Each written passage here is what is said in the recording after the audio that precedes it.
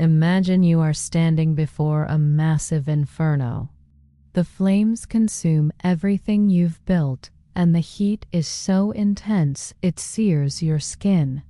Yet, instead of running for safety, you stand perfectly still, trying to rescue the ashes with your bare hands. Time does not stop.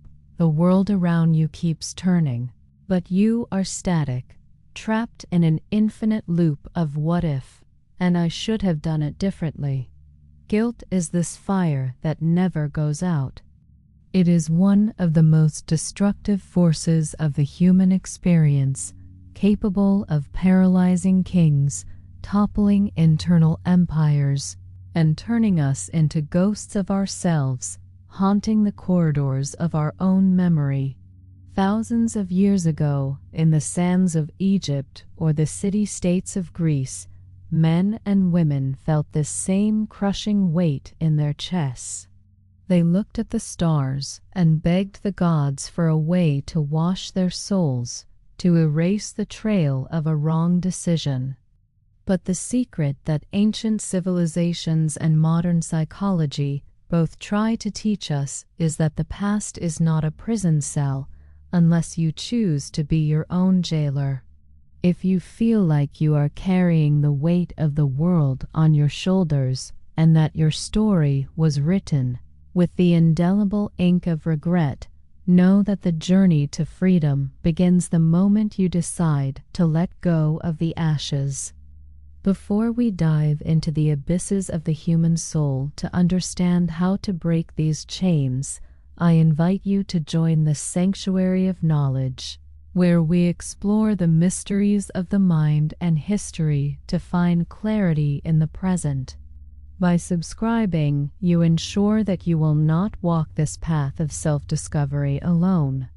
Guilt is a cruel teacher who uses the whip of memory to punish us for crimes that have already been judged by time.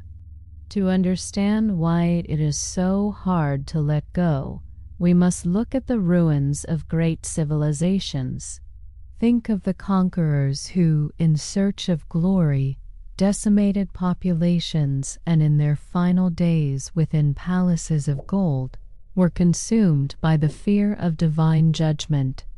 They tried to buy forgiveness by building colossal temples, but stone and mortar were never enough to silence the inner voice whispering in the dark. The human mind has a biological tendency to focus on what went wrong, an ancestral heritage from times when a mistake meant death. However, in modernity, this vigilance has turned into self-flagellation. We have become archaeologists of our own failures, excavating traumas and past mistakes with surgical precision, only to relive the pain repeatedly. The scent of incense in ancient temples served to purify the air, but what purifies a conscience that refuses to be cleansed? The truth is that guilt is often a distorted form of control. By blaming ourselves, we feed the illusion that if we had done something differently, the outcome would have been under our command. To accept that we are fallible and that time is a one-way arrow is to admit our own helplessness before life. It is a blow to the ego that many of us are unwilling to accept. Walk through the streets of a ruined city, and you will see what happens when the weight of the past becomes unsustainable. Walls that once boasted vibrant frescoes are now mere dust. Such is the mind of one who lives in regret. The present becomes gray, colorless, and tasteless, because all your vital energy is being drained to sustain a version of you that no longer exists.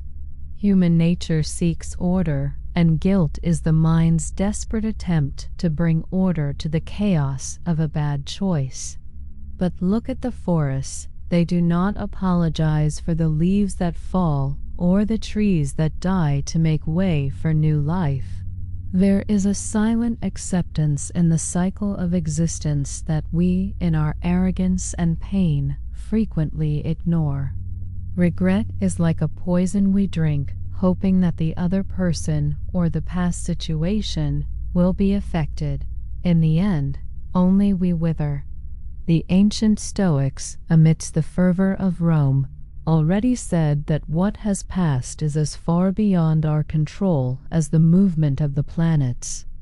To suffer for what cannot be altered is a form of insanity that robs us of the only thing we truly possess, the now.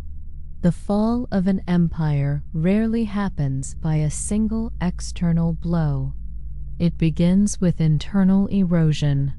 When you refuse to forgive yourself, you are eroding the foundations of your own personal empire.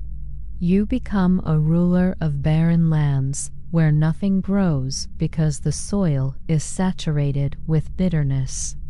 Imagine the rituals of purification in the waters of the Ganges or the sacrifices on Aztec altars.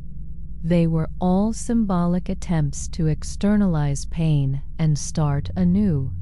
We have lost these rituals, but the need for redemption remains etched in our DNA. Healing does not come from forgetting, for forgetting is an escape, and escape never brings peace. Healing comes from integration.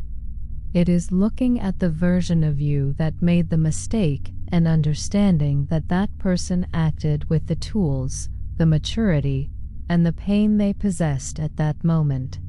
To demand of yourself in the past the wisdom you only have today is a logical and emotional injustice. It is like punishing a child for not knowing the laws of physics. Evolution requires that we shed the old skins that no longer serve us, just as the serpent leaves its armor to grow. The collapse of your inner peace is not the end of your story, but it can be the preface to a new era. In history, the greatest renaissances emerged from the ashes of dark periods. Art, philosophy, and spirituality flourish when the human being reaches the limit of suffering and decides that life must be something more than eternal punishment. Forgiving oneself is an act of rebellion against the tyranny of memory. It is deciding that your future will not be a distorted reflection of your worst days. Observing broken statues and museums, we realize their beauty does not come from original perfection, but from the fact that they survived time with all their cracks and missing pieces.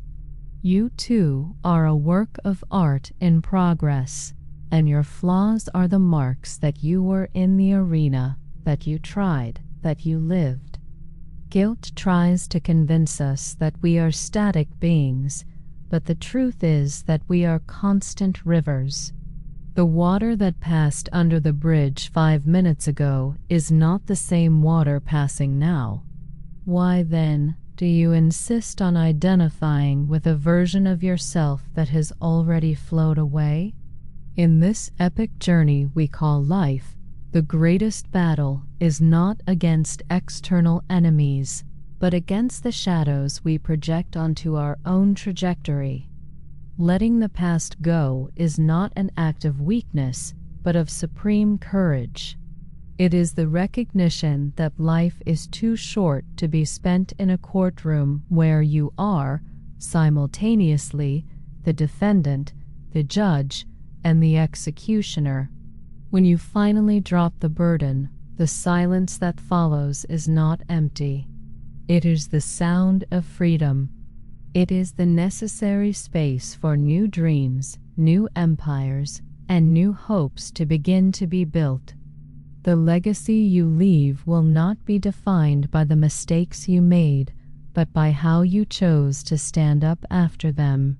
The history of humanity is the history of overcoming, and your personal narrative deserves a chapter of redemption. As we close this chapter on the shadows of the soul, remember that the light of understanding is what dissipates the fog of guilt. We will continue to explore these deep truths and unravel the mysteries of human existence here on the channel. If this content brought any relief to your heart or clarity to your mind, subscribe and join us in this incessant search for wisdom. After all, history is still being written and the pen is in your hands. May you have the strength to write a tomorrow where peace is your only sovereign.